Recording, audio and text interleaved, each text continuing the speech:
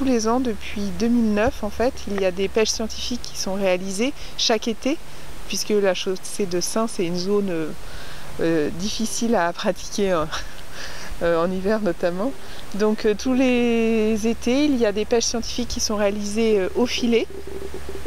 Un pêcheur professionnel est affrété et donc 1 kilomètre de filet est immergé et on regarde l'abondance en fait de cette espèce. Les résultats du cantonnement ont permis d'avoir des données intéressantes sur la croissance de cet animal, données qu'on n'avait pas forcément en tout cas dans cette zone géographique.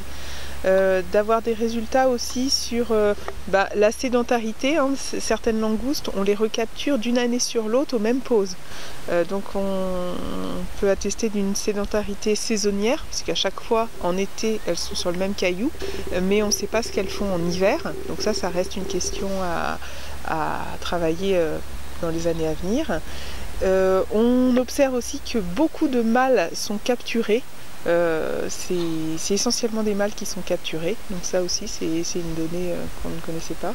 Sur ce cantonnement, il y a des pêches scientifiques qui sont faites tous les ans au filet. On est en train de tester aussi des pêches scientifiques au casier, mais aussi il y a un suivi qui est réalisé en plongée sous-marine. Et là, ce suivi en plongée sous-marine permet de caractériser l'habitat important pour cette espèce. Et donc on s'aperçoit que les langoustes un peu grandes affectionnent les zones de faille avec un petit reposoir et ça permet de mieux connaître les zones importantes pour cette espèce emblématique.